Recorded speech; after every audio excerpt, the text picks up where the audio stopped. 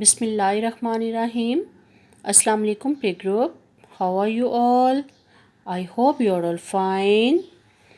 Okay playgroup, on page number 2 in basic ethics our topic is today manners and etiquette, and we will learn today question number 6. Question number 6 is, what should we do while sneezing?